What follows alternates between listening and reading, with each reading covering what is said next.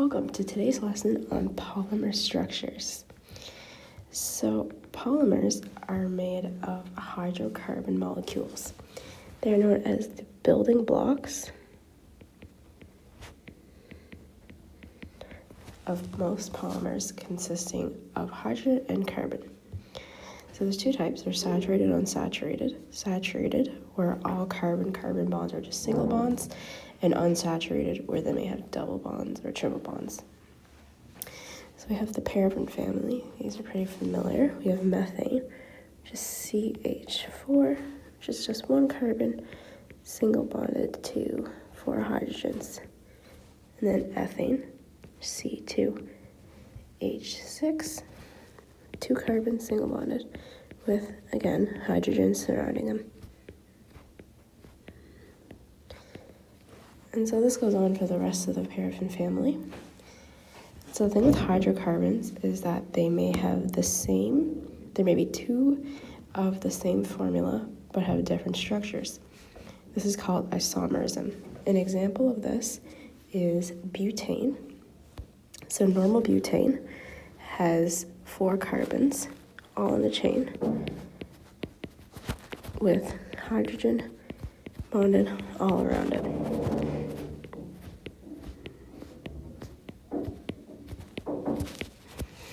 Whereas isobutane is the same chemical formula of C4H10, except instead of all the carbons being in a chain, it is 3 carbons in a chain with 1 carbon up here. And again, to fill the bonds, there are hydrogen surrounding all the carbons, like so. So by having these different structures, it's going to give them different properties. So get into polymer molecules. These are massive compared to the hydrocarbon molecules, and they are composed of something called repeat units, which are repeating building blocks. And then there's also monomers, which is the smallest molecule used to make the polymer, and they can repeat in many forms. And many of them will form a long chain. So how do polymer molecules grow into a chain? So they start with a special chemical called an initiator, or also known as a catalyst, which react with a monomer and create an active site. So this is this process happening here. And so then what happens is another monomer will approach and react, and the active site shifts to the new end of the chain. So it was there, now it's there. And so the chain will continue to grow in this one direction, adding monomers one by one. And the chain will stop growing when 2 active chains meet and combine, or the active site reacts with something that will turn it off in a way.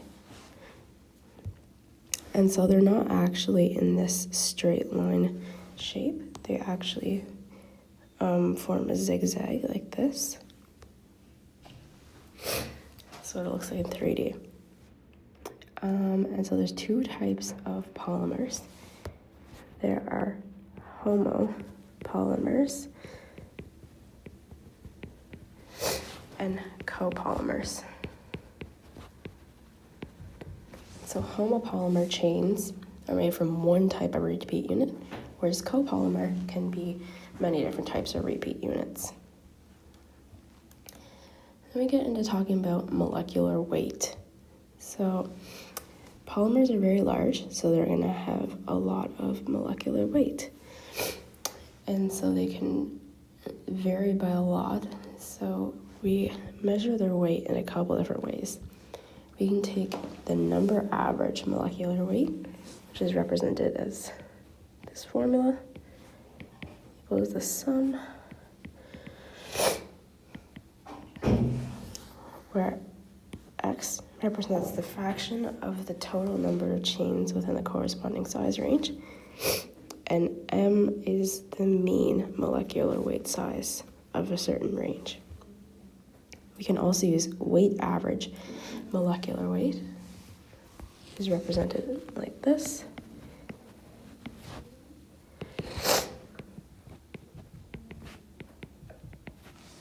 Where W represents the weight fraction of molecules within the same size interval.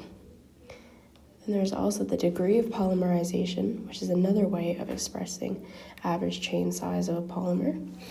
And so this is the average of the number of repeat units in a chain.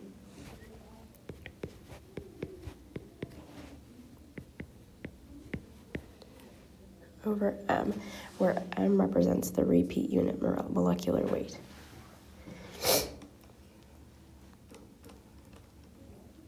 Then we're going to talk about molecular shape. So, as I mentioned before, polymers have a zigzag shape from carbon atoms bonding at an angle of 109 degrees, seen here. So that means these chains can twist and turn, rotate in all sorts of ways. And especially carbon-to-carbon single bonds, which are very free to move.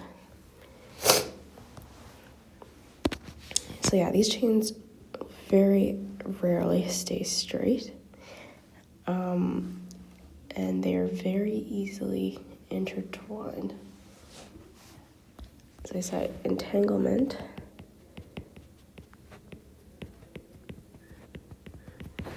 is a major reason for elasticity, toughness, and high viscosity.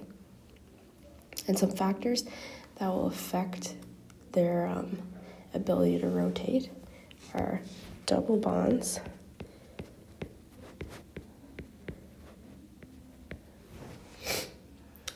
by having more bonds, it makes the bond more rigid and harder to rotate, or also by having bulky side groups, which will also resist the rotation of these bonds. So we talk about molecular structure. So there's 4 main types of molecular structures for polymers. They're linear polymers. The chains are connected end to end in long flexible lines. The chains pack very closely, allowing van der Waals and hydrogen bonding between them. Then we have branched polymers. It has a main chain with side branches.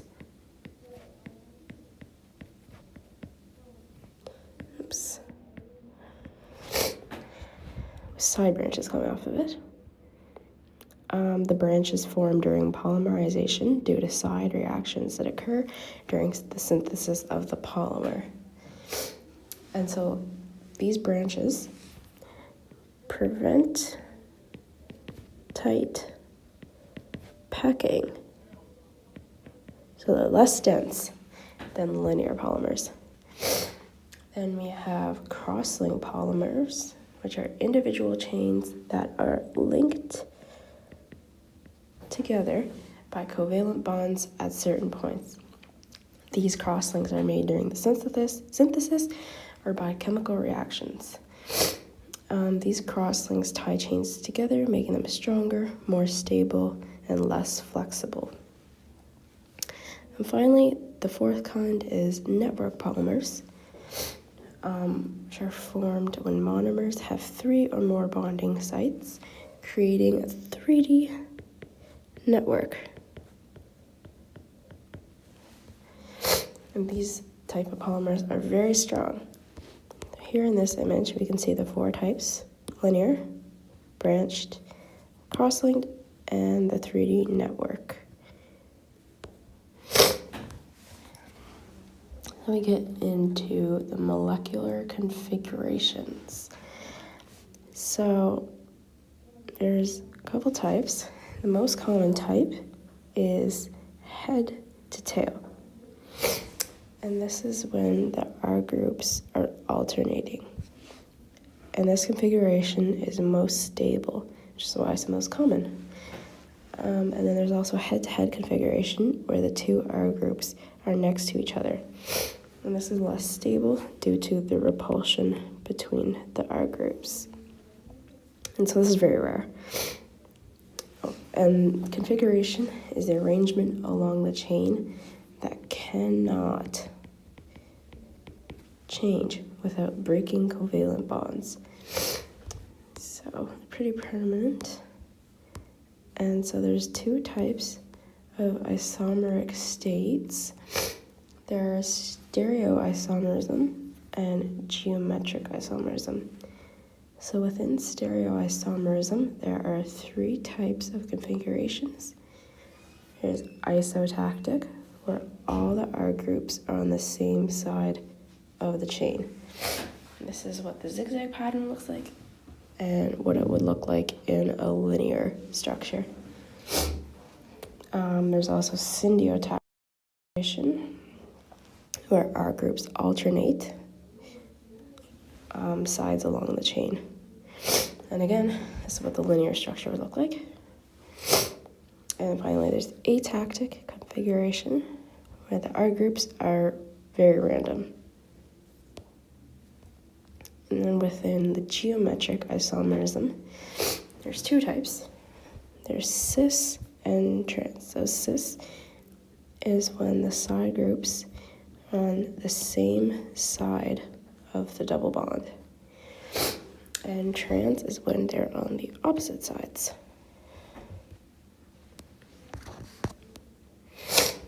So we get into thermoplastics and thermosets.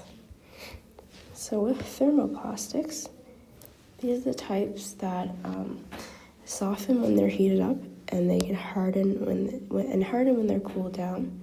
So this heating cooling cycle is reversible and can be repeated multiple times.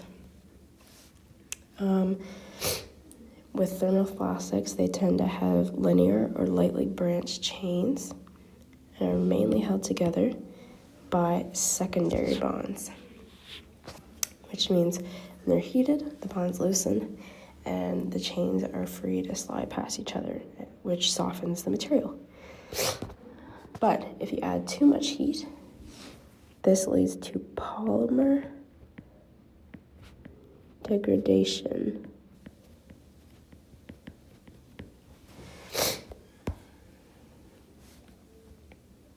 And then there's thermosets, which they do not soften rather than hardening when they cool, they become permanently hard when they're formed, which is also known as curing. And so these thermosets do not melt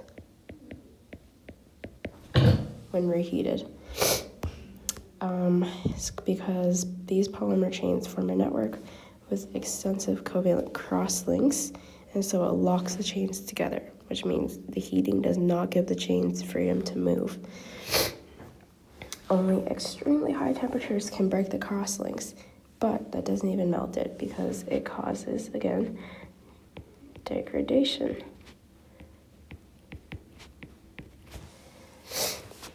But the thermosets are stronger, harder, and more stable. Let me talk a bit about copolymers. These were mentioned earlier when we can have different types of repeat units. And so copolymers can be helpful because it helps scientists, engineers create materials with better properties and that are also cheaper to process. So there's a few types of copolymers. There's random copolymer, where two repeat units are randomly mixed along the chain. So that looks like this one here. There's alternating copolymer, where repeat units alternate one after another in a regular pattern. And then there's block copolymer, which are long segments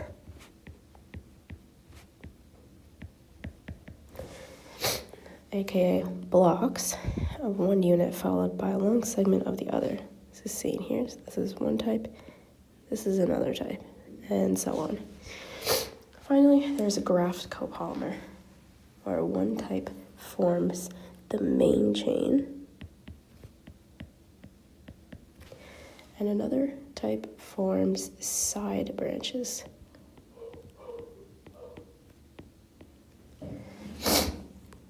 So all the types are seen here.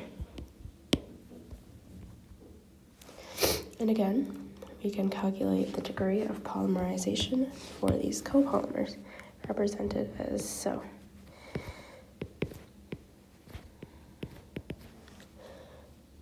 Oops. Where F is the mole fraction of the repeat unit, and M is the molecular weight of the repeat unit, J. Then we get into polymer crystallinity. So crystallinity in polymers means chains packing together in an ordered and repeating pattern. So they can arrange themselves in two ways: crystalline regions or amorphous regions. Crystalline regions, the chains are lined up nicely together and side by side, which gives the polymers more stiffness, strength, a higher melting temperature, and also makes them more opaque. Whereas amorphous regions are tangled and random, which makes the chains more flexible, less strength, and more transparent. But polymers are not fully crystalline, because it's hard for them to perfectly pack together everywhere. So here's an example here of a polyethylene unit cell. And then we can also calculate percent crystallinity, which is this formula here.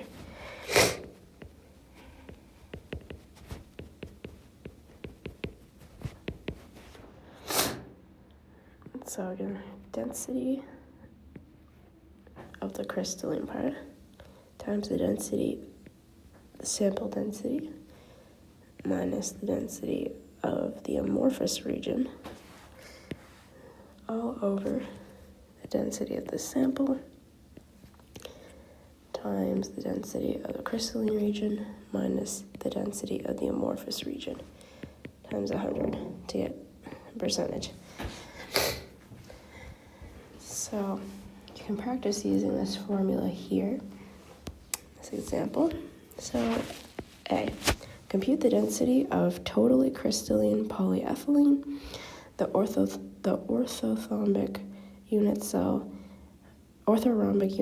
for polyethylene is shown in the image above. We saw this up here. The equivalent of 2 ethylene repeat units is contained within each unit cell. So we're going to start with our density formula equals Na over BCNA, where N represents the number of repeat units within unit cell.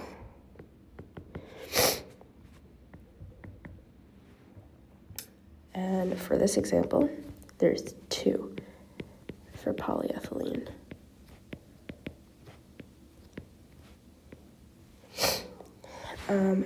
A represents the repeat unit molecular weight.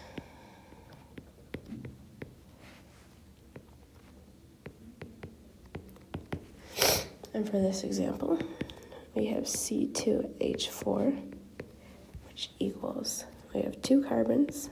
The weight of carbon is 12.01 plus 4 hydrogens, 1.01, which equals 28.5 grams per mole. We have VC, which represents the unit cell volume. In this case, this can be found in a table. We have 0.741 nanometers times 0.494 nanometers times 0.255 nanometers, which equals 9.33 times 10 to the negative 23 centimeters cubed per unit cell. So finally, let's calculate the density. So we have 2 times 28.05 grams per mole all over 9.33 times 10 to the negative 23 centimeters cubed per unit cell times Avogadro's number, so 6.022 times 10 to the 23 repeat units per mole. So that gives us a density of 0.998 grams per centimeter cubed. There we go. So now we can answer, that's the answer to part A. To part B, using the answer from our part A, calculate the percent crystallinity of a branch polyethylene that has a density of 0.925 grams per centimeter cubed. The density for the totally amorphous material is 0.87 grams per centimeter cubed. So this is amorphous, meaning this is our density of the amorphous region, and this must be the density of this sample. So if we put our formula here, percent crystallinity equals density of the crystalline region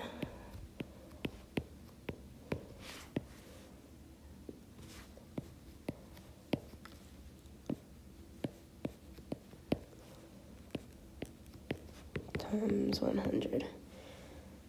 Go. So using our numbers, it's just plug and chug. 0.998, 0.925, 0.87, 0.925, 0.998 minus 0.87 times 100%. That gives us 46.4%. There you go. Quick and easy example. Then we talk about polymer crystals. So we have semicrystalline polymer structures. Most polymers are semicrystalline, meaning part of the polymer is crystalline region, aka known as crystallites, while the other part is amorphous.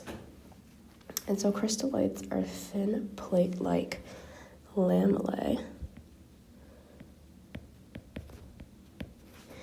crystals that can form multi-layer stacks. So here we have the chain folded model, and this is inside each crystallite.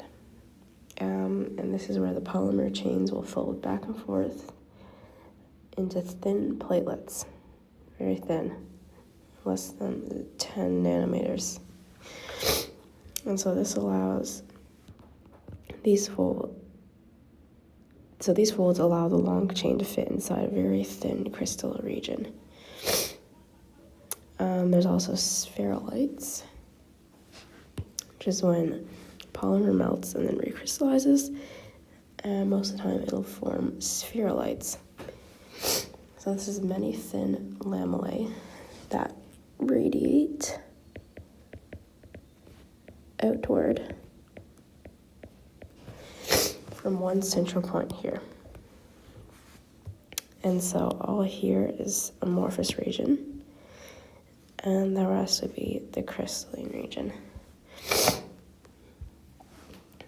So of course, there is defects in polymers. Polymers actually have point defects, which is very similar to point defects in metals that we learned before. So there's vacancies and interstitials.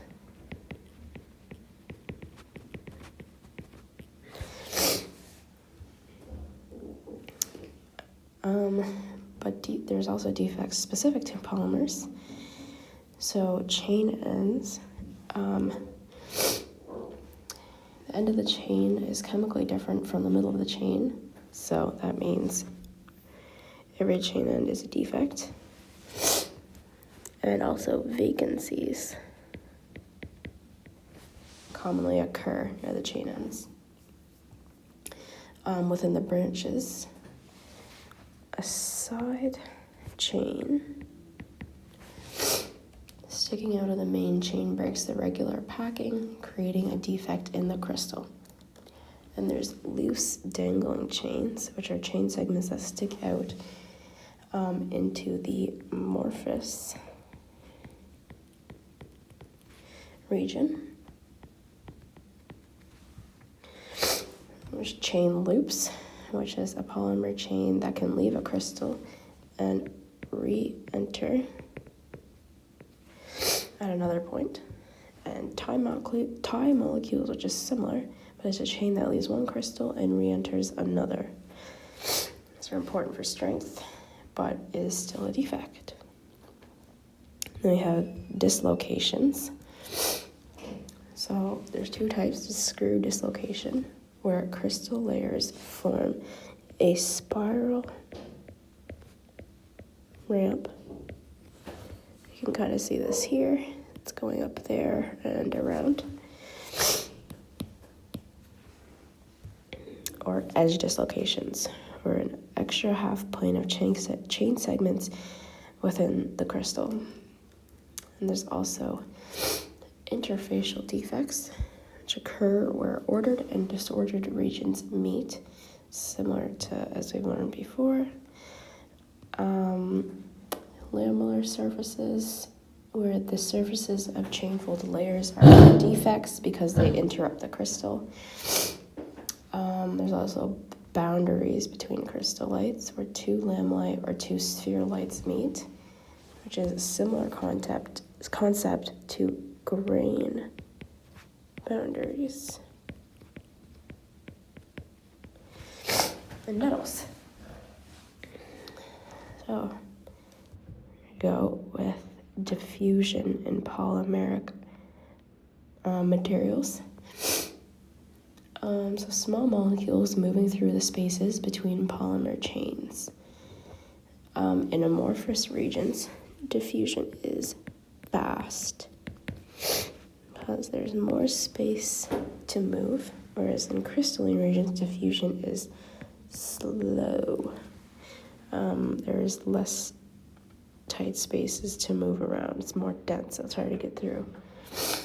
The speed of diffusion is dependent on the size of the molecule, interactions with the polymer, solubility in the polymer, and temperature. So we've seen this before, diffusion flux, which is J equals negative times over delta X, where PM represents the permeability, delta P is the pressure difference across the polymer, and delta X is the thickness of the polymer. And so we also have another formula here. So the permeability is diffusion of coefficient times solubility. And one last example.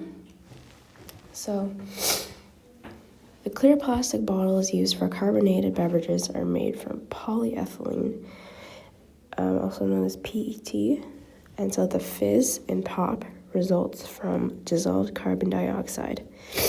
Because PET is permeable to carbon dioxide, pop stored in PET bottles will eventually go flat. A 20-ounce bottle of pop has a carbon dioxide pressure of about 400 kPa inside the bottle, and the carbon dioxide pressure outside the bottle is 0.4 kPa. So, A, assuming conditions of steady state, calculate the diffusion flux of carbon dioxide through the wall of the bottle. So, using the formulas we just learned, let's start with diffusion flux. Here I go, J equals negative Pm over delta P over delta X. So equivalent to this would be Pm over P2 minus P1 over delta X. And so this value here can be found, this permeability coefficient can be found in a table in the textbook, and it's found to be negative 0.23 times 10 to the negative 13. And we have times 400 kPa minus, we're going to do this, and converting kPa to pascals. So 0.4 turns into 400 pascals minus the 400 kPa turns into 400,000 pascals all over the thickness of the bottle, which we were told is 0.05 centimeters. This is found here. That gives a diffusion flux of 1.8 times 10 to the negative 7 centimeters cubed STP over centimeters squared times seconds. There's our answer for A. For B, if the bottle must lose 750 centimeters cubed STP of carbon dioxide before the pop tastes flat, what is the shelf life for a bottle of pop? So we're given here the surface area is 500 centimeters cubed. Let's see. The flow rate of carbon dioxide through the wall of the bottle is given by this formula here equals, so this is the flow rate, times the diffusion flux, or equals diffusion flux times area. So we just found diffusion flux, which is 1.8 times 10 to the negative 7, and area was given 500 centimeters cubed. Gives us an answer of 9 times 10 to negative 5 centimeters cubed STP over seconds. So now we can just use time equals time over flow rate. So we are given the bottle must lose 750 centimeters cubed STP. And we just found flow rate, so that's 9 times 10 to the negative 5 centimeters cubed STP for seconds. It gives us an answer of 8.3 times 10 to the 6th seconds, which is also equivalent to 97 days, is the shelf life of a bottle of pop. So yeah, that brings us to the end of this chapter. Thank you for joining.